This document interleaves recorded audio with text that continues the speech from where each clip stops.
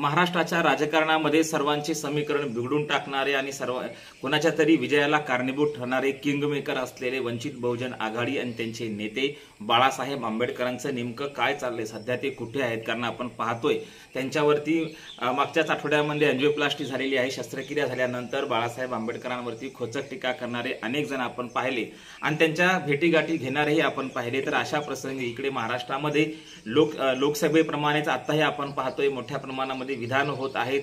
महायुती असेल किंवा महाविकास आघाडी असेल, यांच्या मोठ्या नेत्यांनी, केंद्रातल्या नेत्यांनी इथे येऊन सभा घ्यायला सुरुवात केली आहे. अशा प्रसंगी बाळासाहेब आंबेडकर नेमके कुठे आहेत, त्यांची सध्या चाललंय तरी काय, सध्या कधी ते आपल्या उमेदवारांच्या प्रचारामध्ये बाहेर पडणार आहेत आणि सध्या त्यांची काय भूमिका आहे पाहूया त्या व्हिडिओच्या माध्यमातून. नमस्कार, मी डॉक्टर नागराज मगरे. शब्दयोद्धा लाईव्ह मध्ये आपल्या सर्वांचं मनपूर्वक स्वागत.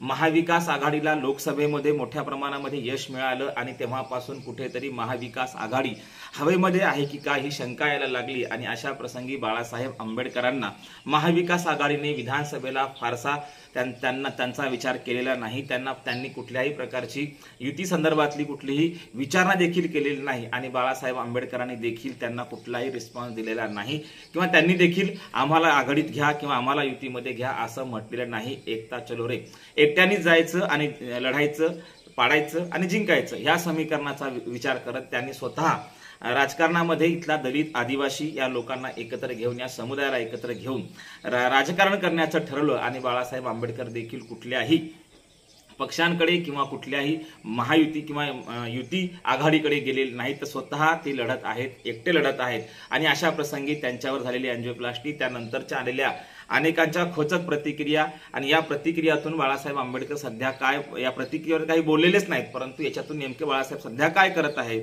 ते कधी येणार आहेत प्रचारामध्ये, हे आपल्याला पाहणं गरजेचं आहे. परंतु काल परवा पहिली बाईट जेव्हा बाळासाहेब आंबेडकरांची मीडियाने घेतली, त्यांना काही प्रश्न विचारले, त्यावेळेस बाळासाहेब आंबेडकरांना पहिला प्रश्न होता की या जरांगे पाटलाच्या आंदोलनावरती असेल किंवा त्या माघार घेण्यावरती असेल. त्यावेळेस बाळासाहेब आंबेडकर म्हणतात, या ठिकाणी घरंदाज मराठा जिंकलेला आहे आणि सामान्य मराठा हा हरलेला आहे, रयत मधला मराठा हरलेला आहे, गरीब मराठा हरलेला आहे.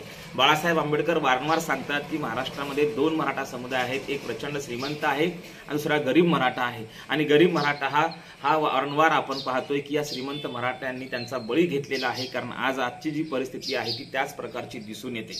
बाळासाहेब आंबेडकर पुढे म्हणतात की महाराष्ट्रामध्ये कुटुंबवादाचं राजकारण आहे आणि या कुटुंबवादामध्ये कुठेतरी जरांगे पाटलाचा आणि गरीब मराठ्यांचा बळी गेलेला आहे. आणि हे वारंवार बाळासाहेब आंबेडकर सांगत होते की आपण कोणाच्या इशाऱ्यावरून नाचत आहात, कोणाच्या इशाऱ्यावरून जरांगे पाटलाचं आंदोलन सुरू आहे, हे बाळासाहेब आंबेडकरांनी सांगितलं देखील होतं. परंतु तरीही याच्यावरती कुठलीही ऍक्शन इथल्या आंदोलनाने घेतलेली नव्हती आणि नेमकं तेच घडलं जे बाळासाहेब आंबेडकरांनी सांगितलं होतं. बाळासाहेब आंबेडकरांची एंजिओप्लास्टी झाल्यानंतर आपण पाहतोय एकनाथ शिंदे असतील किंवा अजितदादा पवार असतील यांनी भेटी घेतलेल्या आहेत. खरं तर सुसंस्कृत राजकारणाचा एक भाग असतो, सुसंस्कृत राजकारणाची उदाहरणं आपल्याला म्हणता येतील.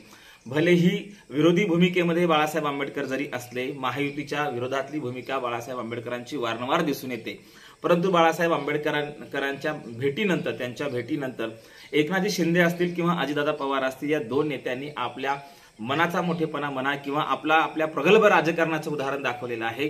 आणि मग अशा प्रगल्भ राजकारणी असलेल्या या दोन्ही नेत्यांनी, खरं तर एक उपमुख्यमंत्री आहेत, एक मुख्यमंत्री आहेत, आणि या दोन्ही नेत्यांनी आपल्या इतक्या बिझी शेड्यूलमधून बाळासाहेब आंबेडकरांची भेट घेतली आणि त्यांच्या आरोग्याची विचारपूस केली. याच्यावरून एक लक्षात येतं की हे राजकारण नव्हतं, तर ते असं म्हणतात की जर राजकीय भेट असती, अजितदादा पवार असतील किंवा एकनाथ शिंदे असतील यांनी जर राजकीय भेट घेतली असती तर ते फॉर्म विड्रॉल करण्याच्या आधी भेट घेतलेली असते. त्यामुळे एकूणच काय, तर ही जी भेट होती ते स्वाभाविक आहे की हे आरोग्याची विचारपूस करण्यासाठी ही भेट होती, हे सिद्ध होते. आणि मग बाळासाहेब आंबेडकरांची आरोग्याची विचारपूस करणारे हे दोन नेते खरं तर महाराष्ट्राच्या राजकारणामध्ये स्पष्ट आणि थेट बोलणारे आहेत. कुठलाही आडावेडा नाही, जे करायचे ते थेट करायचे असे हे दोन नेते आहेत. अजितदादा पवार असतील किंवा एकनाथ शिंदे असतील, या दोन्ही नेत्यांचं एक सर्वात महत्वाचं काय जर वैशिष्ट्य असेल ते कुठल्याही प्रकारचा आव आणत नाहीत, जे आहे ते स्पष्ट बोलून दाखवतात. परंतु बाकीच्या नेत्यांच्या बाबतीमध्ये मात्र आपण पाहतोय तसं नाही. अनेक विचारवंत आणि त्याच्यामध्ये प्रामुख्याने इकडे आपण पाहतोय उबाटा गटाचे संजय राऊत यांनी जी खोचक प्रतिक्रिया दिलेली होती, हे प्रगल्भ राजकारणाचं लक्षण नाही.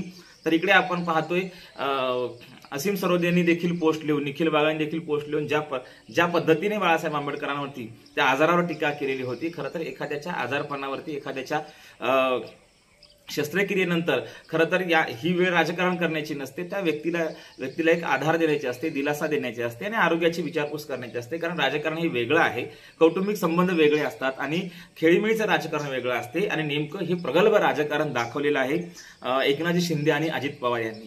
आणि मग आता आपल्या लक्षात येईल की मुद्दा आपला असा होता की बाळासाहेब आंबेडकर सध्या काय करत आहेत. तर आता त्यांच्याच कार्यकर्त्यांनी ट्विट करून, त्यांच्या प्रवक्त्यांनी ट्विट करून आणि कार्यकर्त्यांनी सांगितलेलं आहे की ते आता लवकरच म्हणजे 9 तारखेपासून ते प्रचारामध्ये उतरतील, प्रचार मोहिमेमध्ये उतरतील.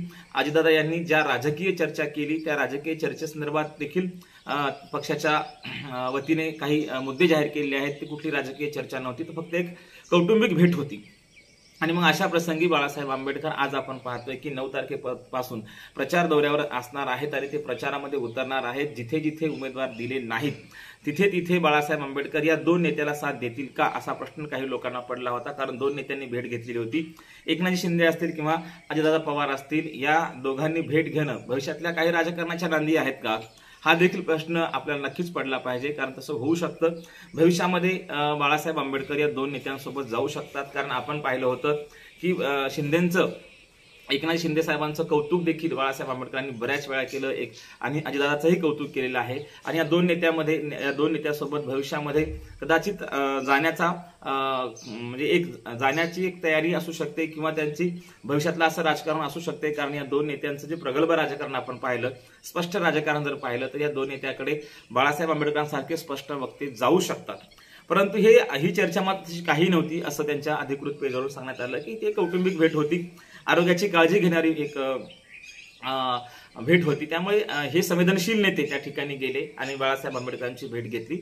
हा जो सुसंस्कृतपणा असेल किंवा हा जो प्रगल्भपणा आहे तो राजकारणामध्ये असला पाहिजे. परंतु हल्ली असं दिसत नाही.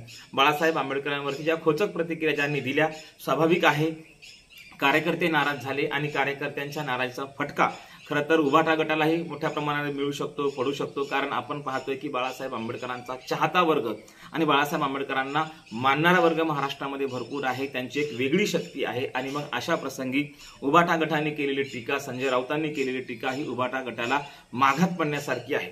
तिकडे आपण पाहतोय कट्टर विरोधक असलेले आणि खेळीमेळीच्या वातावरणामध्ये निवडणुकीमध्ये आपले भाष्य करणारे रामदासजी आठवले असतील किंवा इतर कोणतेही आंबेडकरवादी नेते असतील, त्या नेत्यांनी देखील अशा प्रकारचं कुठलंही वक्तव्य केलेलं नाही. परंतु आज आपण पाहतोय संजय राऊतांनी केलेलं वक्तव्य हे कुठेतरी राजकीयदृष्ट्या योग्य नव्हतं. आणि म्हणून आपण पाहतोय की बाळासाहेब आंबेडकरांच्या चाहत्यांना राग आला.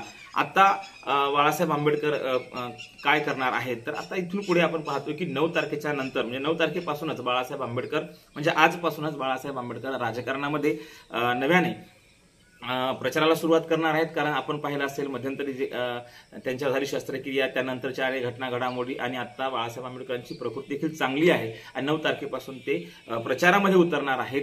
सर्वात महत्वाचं म्हणजे बाळासाहेब आंबेडकरांची आणि एकनाथजी शिंदे असतील, अजितदादा पवार असतील यांची भेट भलेही ती राजकीय नसली तरी येणाऱ्या काळातल्या राजकीय नांदी असल्याचं अनेकांचं म्हणणं आहे. कारण आज आपण पाहतोय महाराष्ट्रामध्ये जे राजकीय समीकरण होत आहे त्या राजकीय समीकरणावरून तरी बाळासाहेब आंबेडकर या स्पष्ट बोलणाऱ्या नेत्यांसोबत आणि सर्वसामान्यांच्या बाबतीमध्ये जर आपण पाहिलं, एकनाथजी शिंदे जे आहेत एका गिरणी कामगारांची सुपुत्र आहेत आणि त्यामुळे स्वाभाविक आहे की त्यांच्या बाबतीमध्ये राजकारणाचा जर विचार करायला गेलं तर एक अतिशय ग्राउंड वरून आलेला कार्यकर्ता आणि त्यातून झालेले महाराष्ट्राचे मुख्यमंत्री असाच अनेक त्यांच्या बाबतीमध्ये बोललं जातं. आणि सर्वसामान्य कुटुंबातला आणि गिरणी कामगाराचा मुलगा महाराष्ट्राचा मुख्यमंत्री होतो, ही कौतुकास्पद बाब आहे. आणि याच्यातूनच बाळासाहेब आंबेडकर या वंचित बहुजन आघाडी असेल किंवा वंचित समुदाय त्यांच्यासोबत घेऊन जायला देखील भविष्यामध्ये विचार करतील असं दिसून येते. परंतु हे जर समीकरण झालं अजितदादा,